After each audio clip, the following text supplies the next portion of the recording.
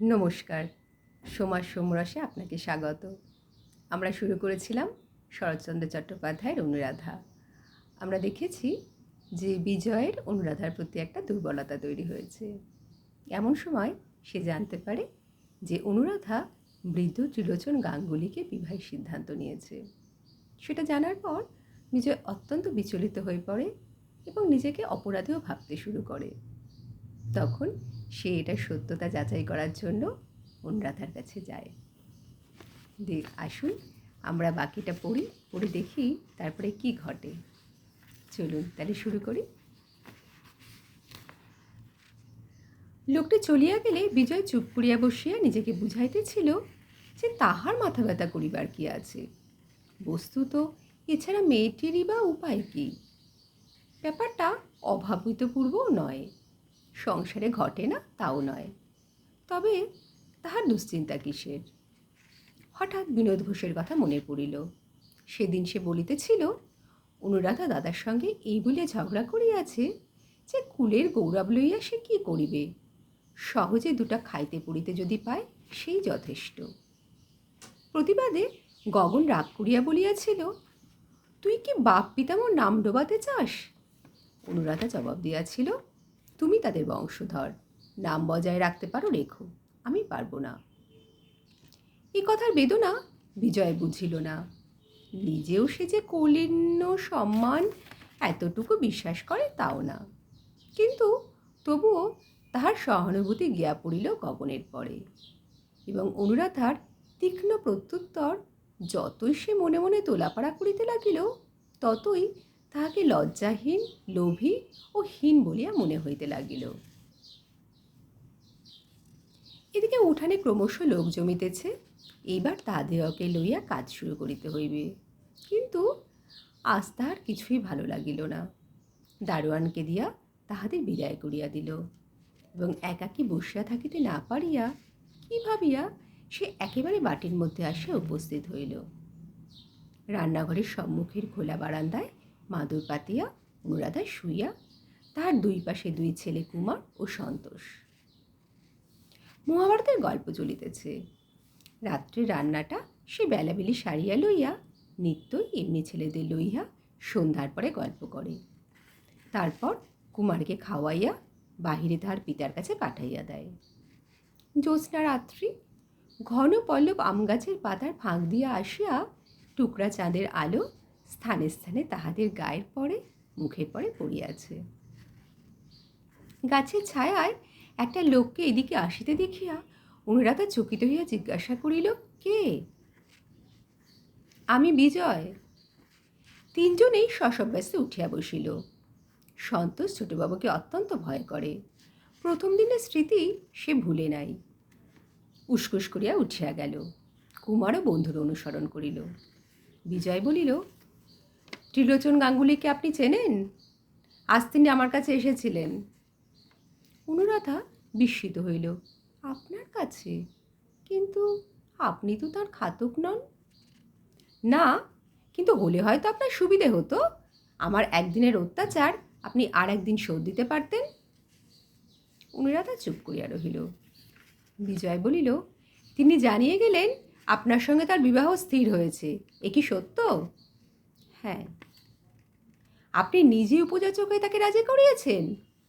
হ্যাঁ, তাই। তাই যদি হয়ে থাকে এ অত্যন্ত লজ্জার কথা, শুধু আপনার নয় আমারও। আপনার লজ্জা কিসের? সেই কথা জানাতেই আমি এসেছি। ত্রিলোচন বলে গেল শুধু আমার তাড়াতেই বিভ্রান্ত হয়ে নাকি আপনি এ প্রস্তাব করেছেন। বলেছেন আপনার দাঁড়াবার স্থান নেই এবং বহু সাধ্য সাধনায় তাকে সম্মত করিয়েছেন।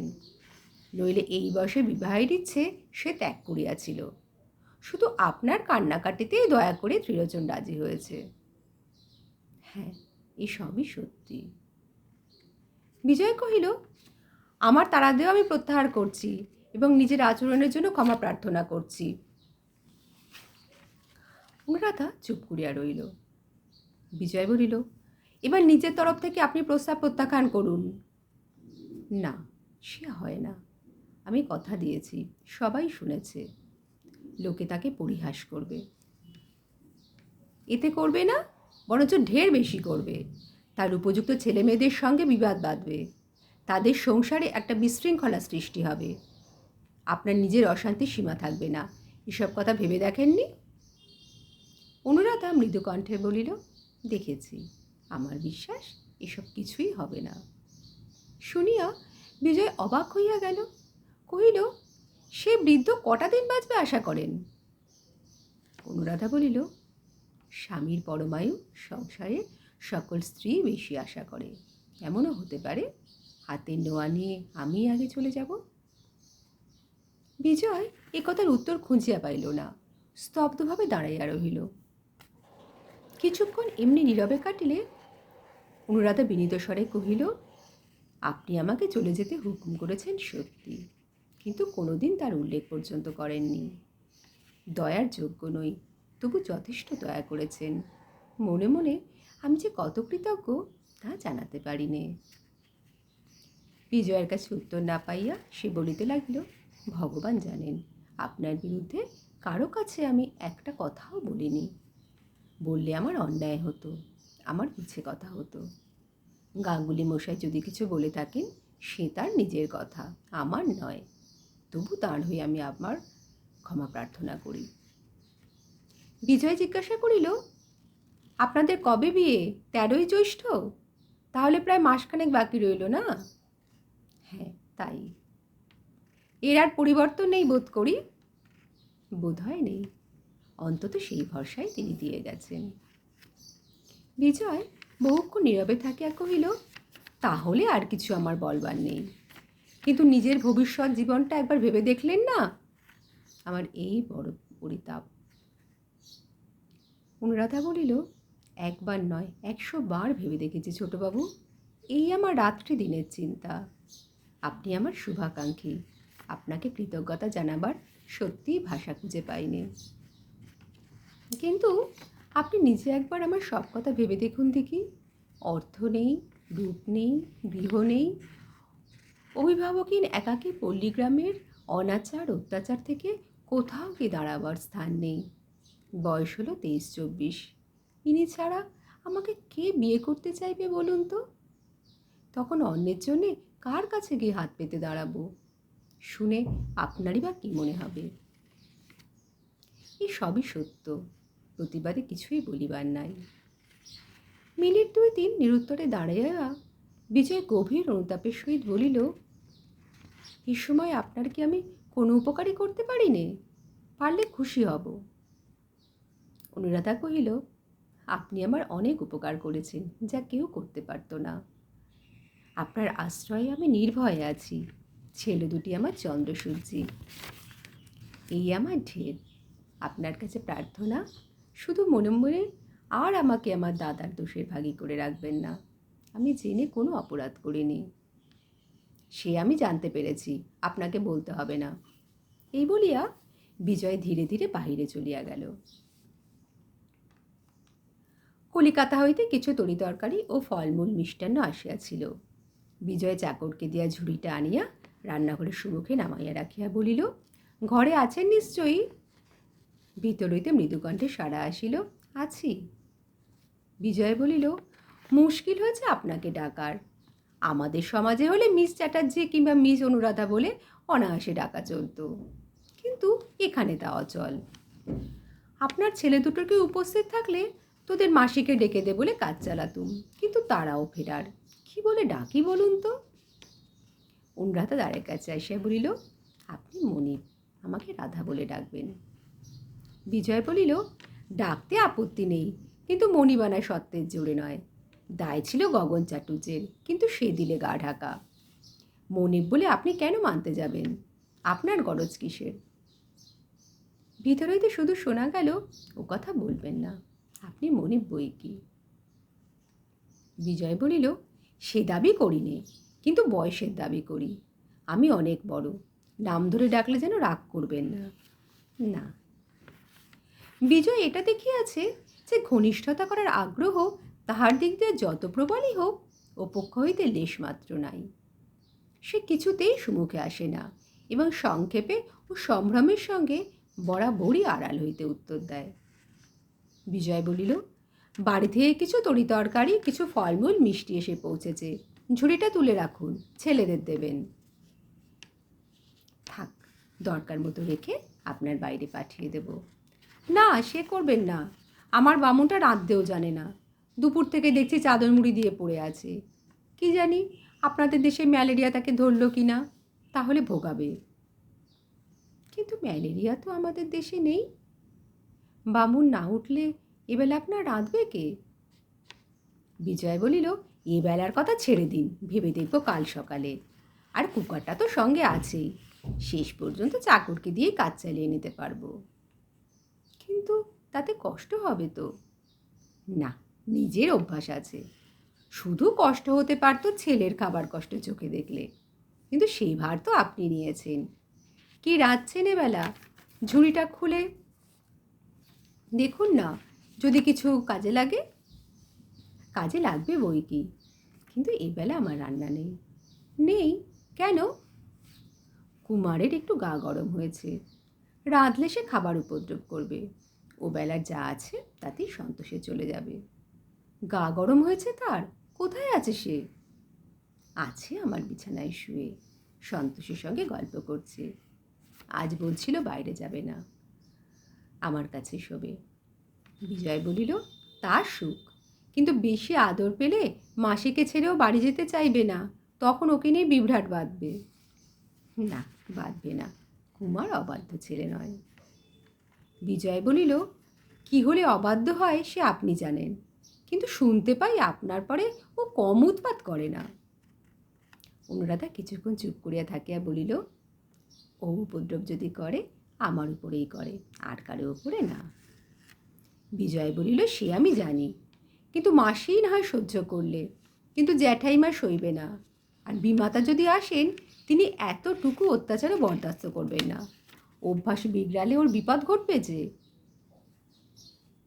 ছেলের বিপদ ঘটবে এমন বিমাতা ঘরে আনবেন কেন? নাইবা আনলেন। বিজয় বলিল, আনতে হয় না। ছেলের কপাল ভাঙলে বিমাতা আপনি এসে ঘরে ঢোকেন, তখন বিপদ ঠেকাতে মাসির শরণাপন্ন হতে হয়, অবশ্য তিনি যদি রাজি হন। অনুরাধা বলিল, যার মা নেই মাসি তাকে ফেলতে পারে না, যত দুঃখেই হোক মানুষ করে তোলেই। কথাটা শুনে রাখলুম বলিয়া বিজয় চলিয়া যাইতেছিল। ফিরিয়া আসিয়া কহিল, যদি অভিনয় মাপ করেন একটা কথা জিজ্ঞাসা করি। করুন। কুমারের চিন্তা পরে করা যাবে, কারণ তার বাপ বেঁচে আছে। তাকে যত পাষণ্ড লোকে ভাবে সে তা নয়, কিন্তু সন্তোষ, তার তো বাপ মা দুই গেছে। নতুন মিশো ত্রিলোচনের ঘরে যদি তার ঠাঁই না হয়, কি করবেন তাকে নিয়ে? ভেবেছেন সে কথা? অনুরাধা বলিল, মাসির ঠাঁই হবে, বোনপুর হবে না? হওয়াই উচিত, কিন্তু যেটুকু তার দেখতে পেলুম তাতে ভরসা বড় হয় না।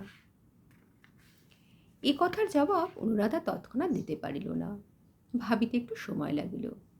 তারপর শান্ত দৃঢ় কণ্ঠে কহিল, তখন গাছতলায় দুজনের স্থান হবে, সে কেউ বন্ধ করতে পারবে না। বিজয় বলিল, মাসির যোগ্য কথা অস্বীকার করি নে, কিন্তু সে সম্ভব নয়। তখন আমার কাছে তাকে পাঠিয়ে দেবেন। কুমারের বন্ধুও, সে যদি মানুষ হয় সন্তোষও হবে। ভিতর হইতে আর কোনো জবাব আসিল না। বিজয় কিছুক্ষণ চুপ করিয়া বাহিরে চলিয়া গেল। ঘণ্টা 2-3 পরে দ্বারের বাহিরে দাঁড়াইয়া সন্তোষ বলিল, মাসিমা আপনাকে খেতে ডাকছেন। আমাকে? হ্যাঁ, বলিয়াই সে প্রস্থান করিল। অনুরাধা রান্নাঘরে খাবার ঠাঁই করা। বিজয় আসনে বসিয়া বলিল, রাত্রিটা অনায়াসে কেটে যেত, কেন আবার কষ্ট করলেন?